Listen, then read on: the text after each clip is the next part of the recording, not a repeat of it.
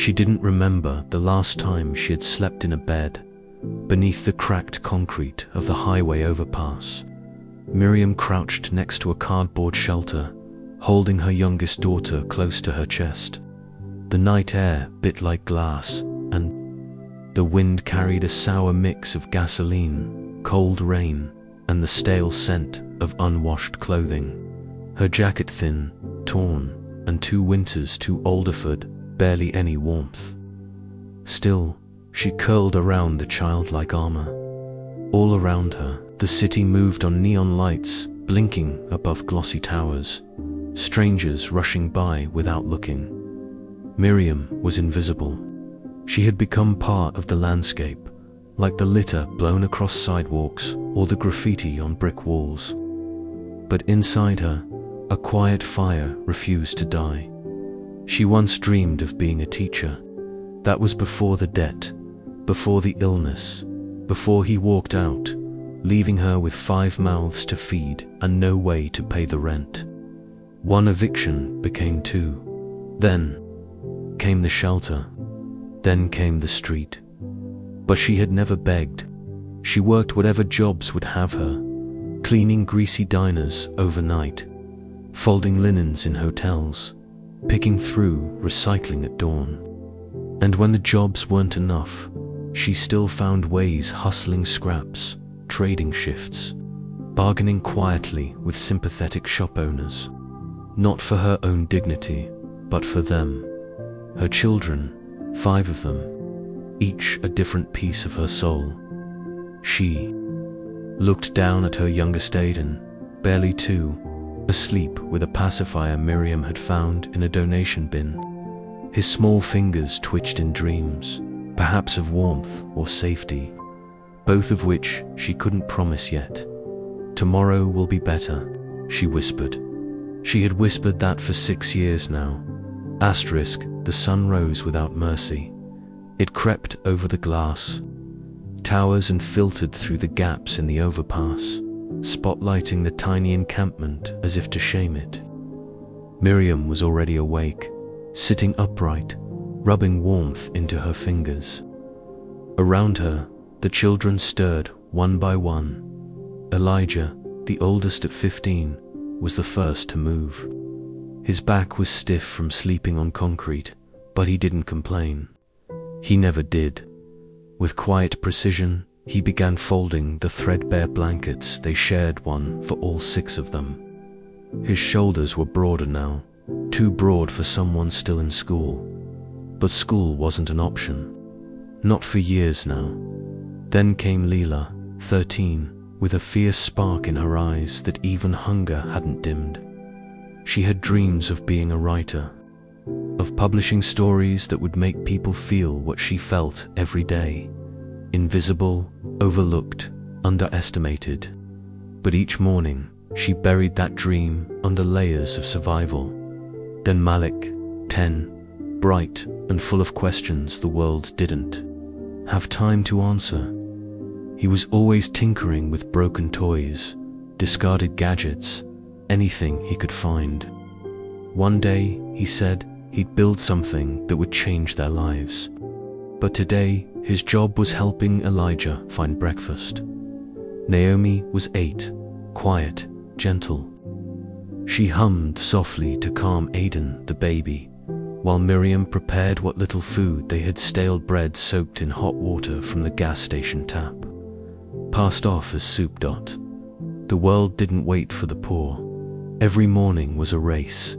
Beat the trucks to the recycling bins, find a clean bathroom, hope the security guards turned a blind eye. At least one child had to stay back to protect their belongings. You left everything unguarded. It disappeared. Miriam walked them through it like clockwork, like muscle memory etched by desperation. Stay together, she told them every morning. Watch each other's backs. Be kind, even when the world isn't. They obeyed, not because they were afraid, but because they trusted her. Her strength was the ground beneath their feet, even if that ground was concrete. And though they had nothing, they had each other. And that, somehow, was everything. It was raining again, not a dramatic storm. Just a cold, persistent drizzle that soaked through clothes and crept into bones. Miriam stood under the awning of a rundown cafe, holding Naomi and Aiden close, while Elijah and Layla huddled near the alley, counting cans from a night of scavenging.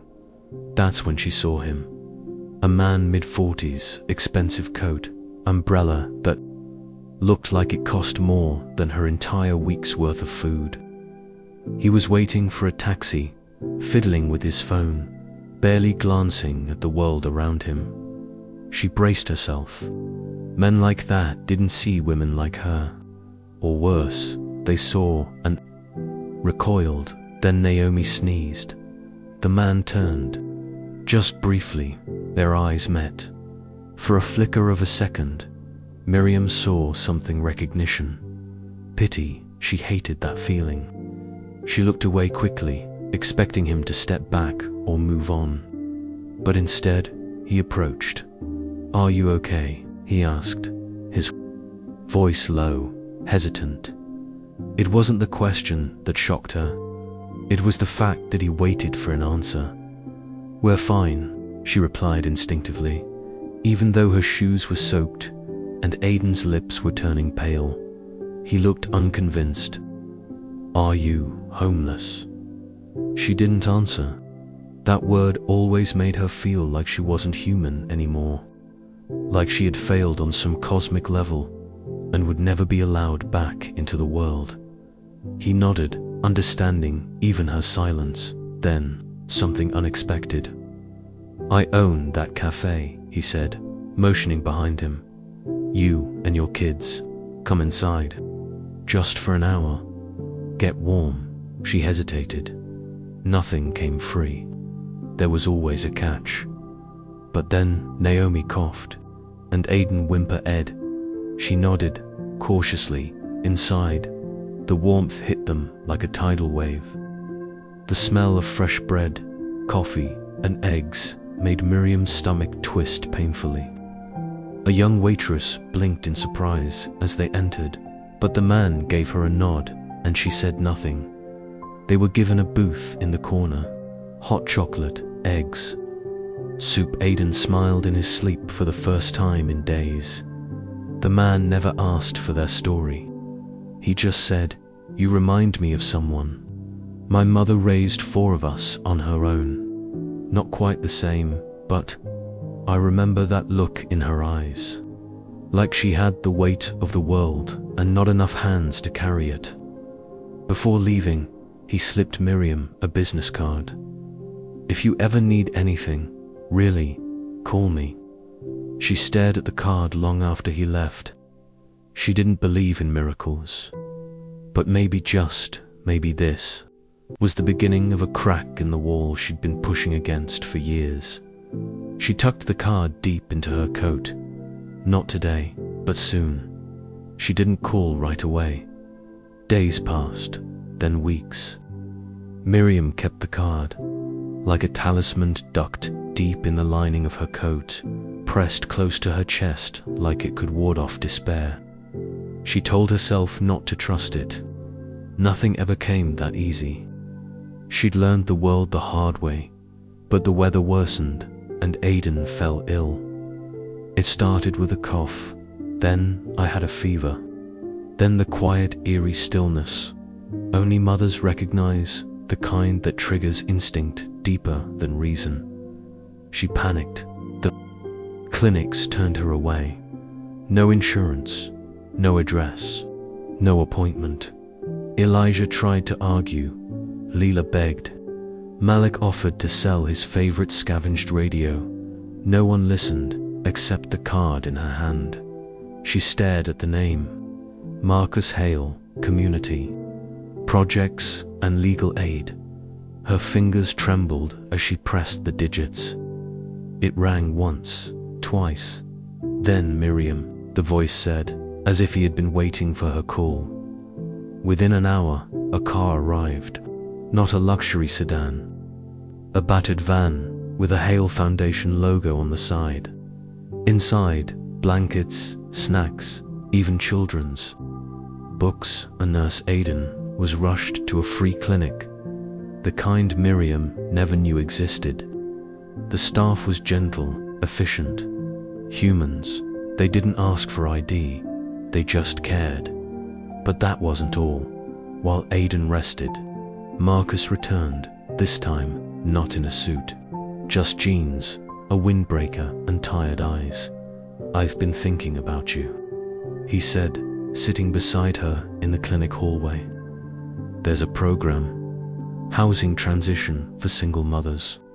It's limited, but I can pull some strings. It's not charity, Miriam. It's a ladder, she repeated, numb. He nodded. To climb out, not be pulled, just climb. Miriam didn't cry. Not then. She only stared at the ceiling, letting the warmth of hope spread through her like the sun rising behind closed eyelids. For the first time in years, she allowed herself to imagine a door with a lock, a roof that didn't drip, a mattress, homework, spread across a real table, laughter that didn't echo off cement. Maybe, just maybe, she could build a new kind of home. Not all at once, but brick by brick.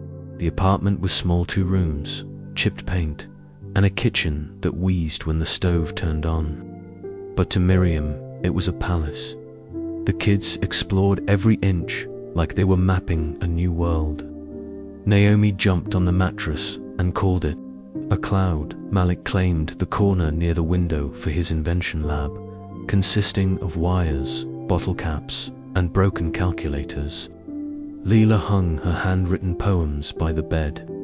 Elijah stood silently, running a hand along the wall, perhaps memorizing the feel of stability. That night, they didn't fall asleep in fear. They fell asleep in warmth. It wasn't easy. The ladder Marcus spoke of wasn't short or steady. Miriam had to take job training, meet deadlines, deal with paperwork that felt like a second language. But she did it every form, every shift, every tear behind a closed door. She was rebuilding, not from scratch, but from ashes. And the children, they bloomed. Elijah took on work, early sweeping floors at a mechanic shop, helping pay bills before finishing high school through night classes.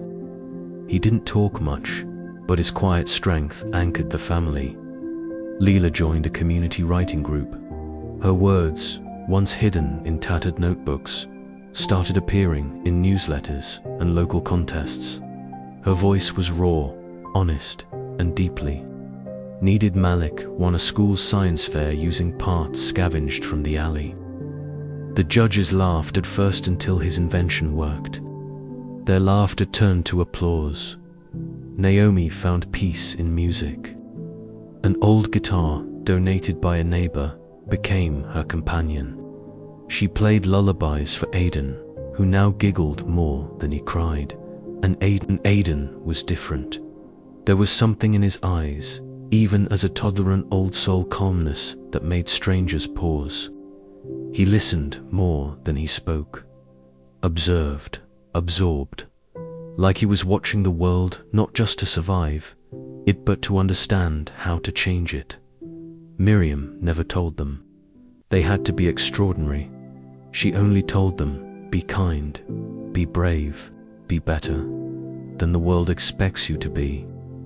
They took it to heart. Years passed, and slowly the past lost its claws. Aiden didn't grow up dreaming of power. He grew up dreaming of fairness. While other kids played superheroes, he watched the news with Elijah, while Leela poured herself into poetry. Aiden scribbled letters to city officials about broken street lamps and empty shelters. He wasn't loud, he wasn't flashy, but when he spoke, people listened. He joined the debate club in high school, not to win arguments, but to understand them. He listened first, asked questions later, and always left people feeling heard. Teachers noted his calm presence. Classmates leaned on his reason. Even rivals admitted he had something by 16. He was volunteering at food banks by 17. He had organized a citywide petition to fund after-school programs in low-income neighborhoods. He spoke at City Hall, nervous voice cracking at first, but then clear, steady, powerful. "I don't come here with anger," he told the council. "I come with a memory of sleeping under bridges, on hearing my mother say, 'Tomorrow will be better.' That promise is why I stand here today, and why I won't stop until every child has that same chance." The room fell silent. That speech went viral. It was shared by teachers, activists, strangers who'd never known homelessness but felt his fire. He didn't ask for fame, but it found him. College offers rolled in. He chose the one with the best public service program, not the most prestigious, but the one closest to home because he had unfinished work there. In college, Aiden didn't blend in. He stood out, not for wealth, not for charisma, but for grit. He held town halls on campus to discuss poverty. He challenged professors with real-world questions.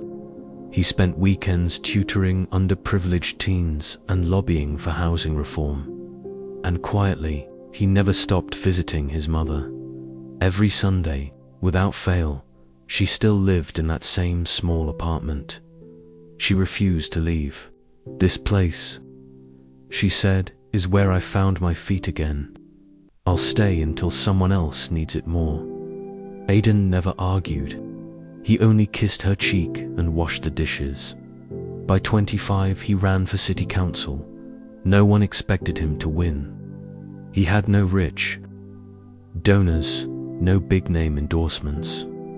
Just a room full of volunteers, his siblings, old teachers, cafe workers who remembered Miriam, shelter staff who'd once kept them warm. He won, not because he promised easy answers, but because he reminded people of hard truths.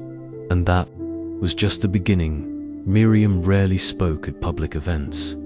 She watched from the back, always near the exit, always in the shadows. Her hair had grayed early, her hands rough from years of scrubbing floors and holding babies in the cold. But her eyes, those same fierce eyes that once stared down hunger and humiliation, still burned with quiet fire.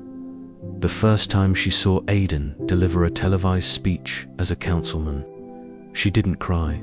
She simply whispered, "That's my boy," and returned to folding laundry at the shelter she now volunteered at, the same one that once turned her away. She didn't need applause. She'd had enough silence to last a lifetime. But she watched each of her children build something from the rubble she once stood in. Elijah started his own repair business. Hell-fixed hiring only at-risk youth. Layla published 2 books of poetry, Bruising and Beautiful. Malik developed low-cost solar panels for poor communities. Naomi became a music therapist, helping children heal from trauma with lullabies and rhythm. And Aiden, well, Aiden kept climbing. He served 2 terms on the city council, then the state legislature, then the national stage. Miriam never asked him to slow down, but sometimes, in the quiet of the night, she would sit at the kitchen table, an old photograph in her hands, one from years ago, 6 of them huddled in a cardboard shelter under a bridge. Their eyes were tired, their clothes are damp, but still together. She'd run her fingers across their faces, as if to remind herself it was real, that they'd made it, not to riches, not to fame, but to dignity, to something resembling justice. When Aiden announced his campaign for president, the press asked, where did he come from? He answered simply, from a woman who built a home out of nothing and love out of hunger. And when he won his party's nomination, he asked one person to introduce him to the world. His mother. The auditorium was packed, thousands of people, their cheers echoing like thunder. Cameras flashed, flags waved. History stood on the edge of being written, and at the center of it all stood Miriam Hale. Her dress was simple navy blue, borrowed pearls. She had insisted on doing her own hair. "I'm not a queen," she said. "I'm a mother." But when she walked on stage, escorted by her son, she looked regal in a way no crown could replicate. Aiden kissed her cheek and stepped aside. The crowd went still. She approached the podium slowly, each step measured, like she was carrying more than just her body, like she was carrying decades of pain, perseverance, and untold stories. And perhaps she was. Her voice was soft at first. "I was never supposed to be here." A pause, a hush. "There was a time when I couldn't even walk into a diner without being asked to leave. I raised 5 children without a home. I fed them with scraps. I told them bedtime stories beside traffic lights. I carried my babies through rainstorms, hiding under cardboard and courage." She looked out over the sea of faces. Some were crying, others stood frozen. "But I also taught them that we are not defined by what we lack, but by what we give. I taught them to keep their heads up when the world looked down. I taught them to choose decency, even when it wasn't returned." She turned toward Aiden, "And I taught one of them to lead." The room erupted. Aiden stepped forward, eyes glassy. He embraced his mother as though the world had paused around them. Then he took the microphone. "This stage, this moment, it does not belong to me alone. It belongs to every single child who grew up being told they were less than, to every mother who gave everything and got nothing back, to every family who made a life out of nothing but love." He looked at Miriam and then the crowd. "If I become president, it won't be because I was the smartest or the richest or the loudest. It'll be because I had a mother who never gave up, a woman who never stopped believing that tomorrow could be better if we dared to build it." That night, the image of Aiden and Miriam standing hand in hand went around the world. But Miriam didn't stay long at the gala. She slipped out quietly, as she always did, back to her little apartment, where the photo of her 5 children under the bridge still sat in a worn frame. She poured herself a cup of tea, sat at the window, and smiled, because she knew the world had finally heard her whisper, "Tomorrow will be better."